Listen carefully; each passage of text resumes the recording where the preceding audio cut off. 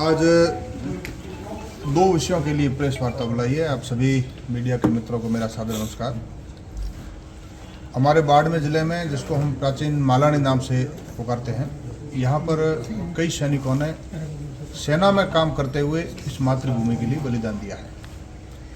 उनके लिए शिक्षा, स्वास्थ्य, सम्मान, इन सब बातों के लिए एक मालानी के सूरमा नाम से काम प्रारंभ करेंगे। एक टीम पूरा काम करेगी, जिसमें आपको मीडिया का भी पूर्ण सहयोग रहेगा, जनप्रतिनिधियों का, स्थानीय गांव के लोगों का, सरकार का, प्रशासन का, सब प्रकार से सहयोग रहेगा। यानी बाड़मेर ज़िले में मालानी की धरा में रहने वाले वीर सपूतों ने, सैनिकों ने सीमा पर और देश के लिए काम करते करते जिनका बलिदान हो गया, उन परिवारों के लिए जिनको आर्थिक संबल की आवश्यकता है,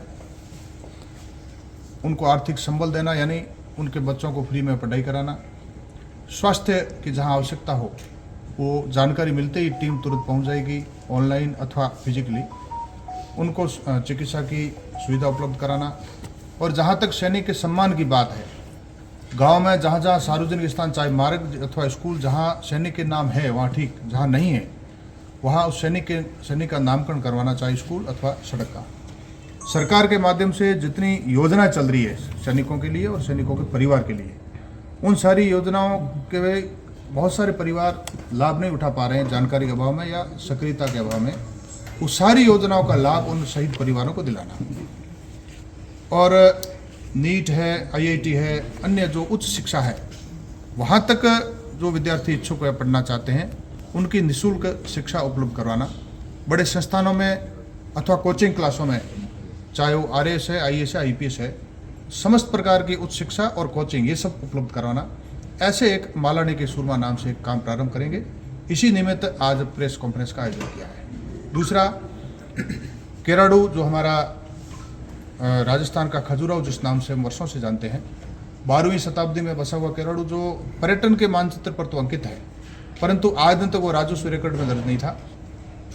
देश के यशस्वी प्रधानमंत्री और राजस्थान के यशस्वी मुख्यमंत्री बार बार पर्यटन को लेकर के, हमारी सांस्कृतिक विरासत को लेकर के, हमारी दिव्य परंपराओं को लेकर के सदैव वो संवेदनशील भी रहते हैं और बार बार वो कहते हैं कि हमें पुनर्जागृत करना है, उनका पुनरुत्थान करना है, पुरातत्व विभाग को सक्रिय करके उनको संरक्षण भी देना है। इस लिहाज से समस्त ग्रामवासियों और आसपास के क्षेत्र के लोगों की इच्छा भी थी।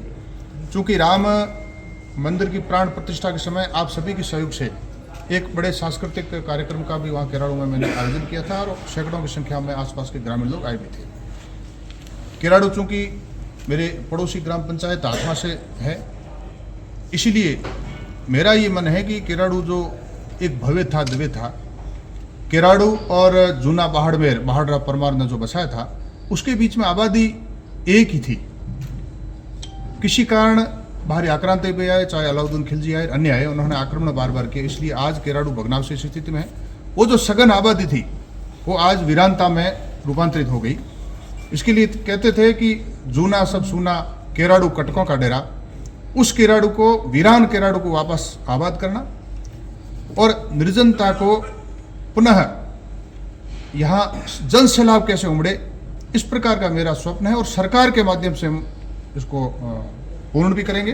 क्योंकि PM साहब और CM साहब का भी इस दिशा में काम चल ही रहा है और निरंतर पूरे देश में और राजस्थान में काम भी कर रहे हैं। इसलिए पूरे केराडू के आसपास रामसर पंचायत समिति अथवा बाड़मेर जिले में पूरा लोगों में उत्साह का वातावरण है। मैं परसों उधर गया था केराडू और सियाणी में, लोगों ने, सैकड़ों लोगों ने स्वागत भी किया केराडू के लिए। और भविष्य में जैसे जैसे हम करेंगे विकास के लिए सरकार के माध्यम से, तो आपको जानकारी देते जाएंगे।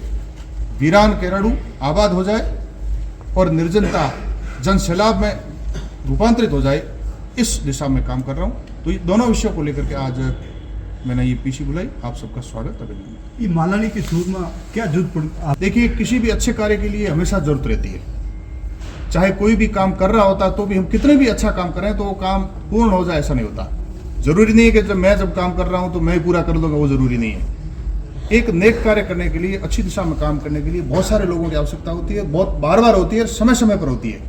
तो निश्चित रूप से मेरे से पहले भी बहुत लोगों ने काम किया होगा या कर रहे होंगे और मुझे भी ऐसे लगा कि हाँ आवश्यकता है।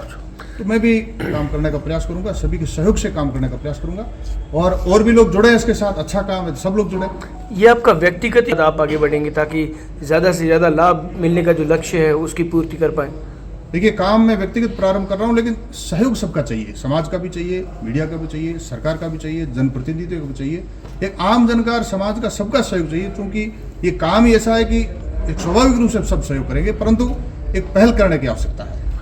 मालानी की सूरमा क्या है? दरअसल इसमें किन परिवारों को चिन्हित किया जाएगा या किन परिवारों तक पहुंचने का प्रयास किया जाएगा? क्या वो सिर्फ सैनिक है वही होंगे या जो लोगों को भी इसमें जोड़ा जाएगा?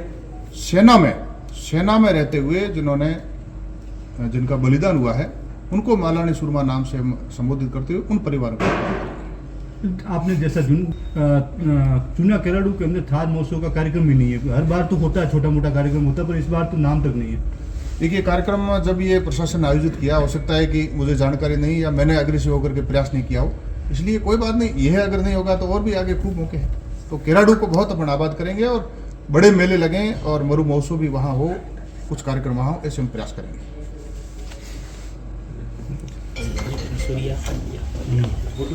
फोटो में सर वही जो बैकग्राउंड में रखना था।